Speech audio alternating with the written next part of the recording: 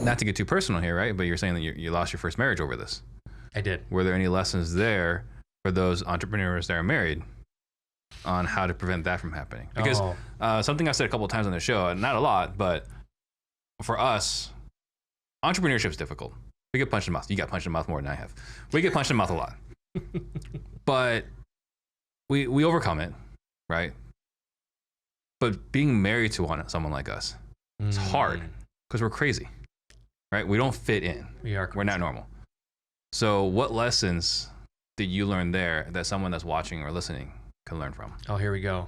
Let's go deep, right? Like the biggest resets that I've had have not been in business, right? The biggest resets were that year, losing the love of my life at that time.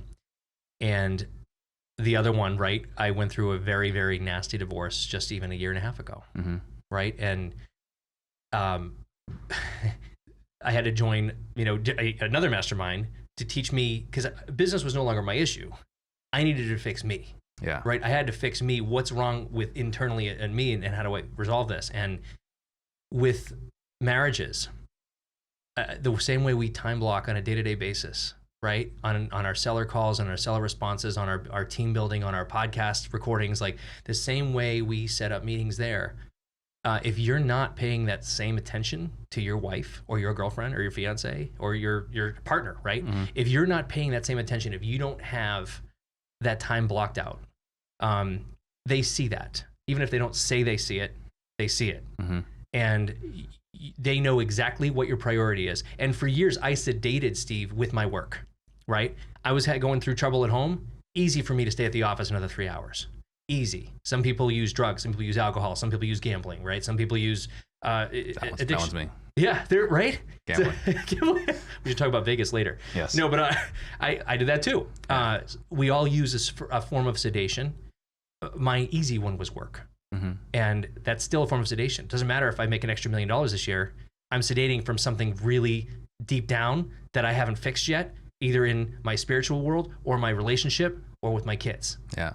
And learning what I have to do on a day-to-day basis to take care of that first before I get into business, right? Because as someone pointed out to me, business, you can't break a certain barrier in business if you've got the other 3 rungs of your ladder broken. Yeah.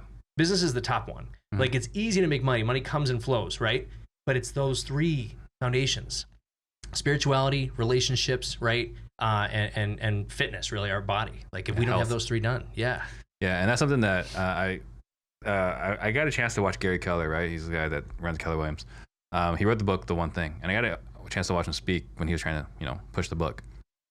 He demonstrated, right? Like all the balls you're juggling all the time, only one of them is made of rubber, right? And that's the business and money.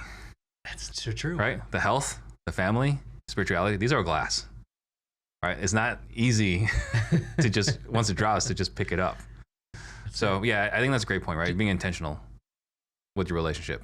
Indeed. Do you have any habits now?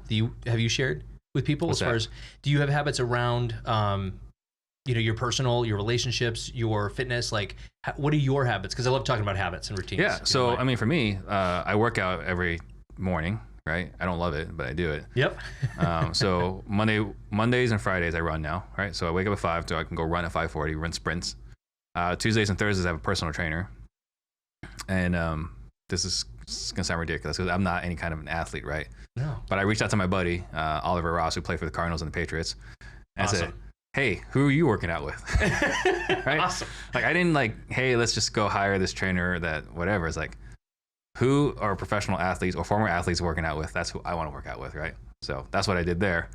And then on Wednesdays, started playing basketball. So if I sound kind of like I got an itchy throat, is because the guy I was guarding this morning was just running sprints on every transition. He was running sprints on offense. I had to not just like run back on D, I had to sprint back on D over and over again. So, but for me, that's the fitness routine. Family, it's time blocked, right? I wish I could say that I'm as good a husband as I'm a father. It's not as much time blocking, like you kind of mentioned, right? For the husband-wife stuff. We did book a trip to Vegas in 3 weeks, right? To hang out with Ryan Pineda. But the kids, right? I go to piano Tuesdays and Wednesdays. They take them to piano and Kung Fu Tuesdays and Wednesdays and Saturdays, right? So that's time blocked. And one thing I do every night for dinner, it's important to me to be home for dinner, is when I get home, before we have dinner, I charge my phone in the kitchen That's great. so that there are no distractions at the table Yeah. during dinner. So when we're having dinner, TV's off, devices are off, just family at the dinner. So those are my habits. Perfect. I love that. I love that. For you don't understand how precious your kids are until you almost lose them. Yeah. Right. And in my year of battling, I almost lost my kids.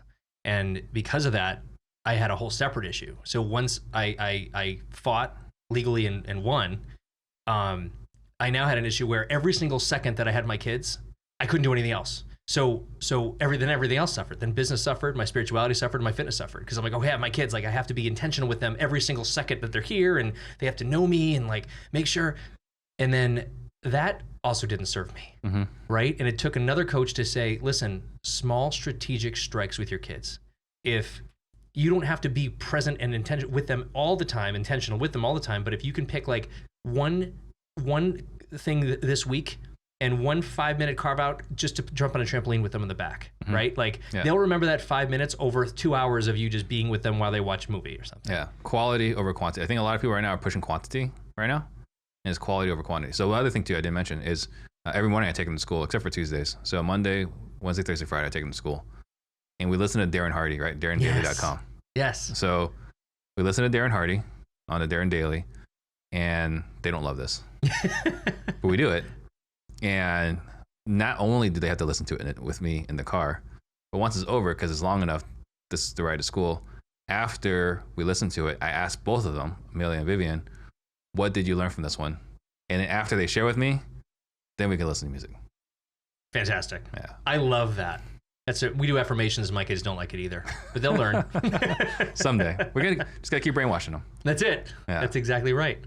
Yeah. So that was the second reset of multifamily and the SEC and that whole year with the first marriage. But I'm glad you brought it up because a lot of people, right? The whole point of being vulnerable and being real is that whole, in fact, I think you posted it. It was the entrepreneur path. Right? Like it's not like seeing a goal and visioning the goal and just going straight to that goal. It's like the whole point of what we're doing is to go through these challenges and these struggles.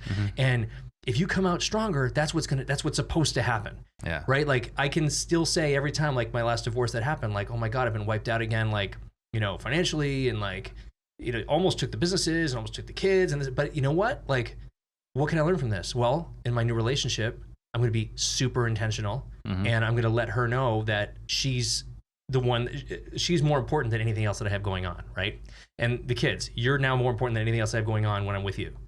So that has taught me how to have a solid habits every single morning that I'm trying to put together. So we talk business, but thank you for going deep, man, because that's where we're at. Like, well, another thing too, right? And just a quick tangent is that it's the journey. Right. The destination, we all shoot for a destination, but the destination is irrelevant, right? It's the journey that's fulfilling and rewarding. Amen. And we have a couple of guys here. We got Eric Brewer and Adam Brewer with us. Eric Brewer. What's up, Eric? So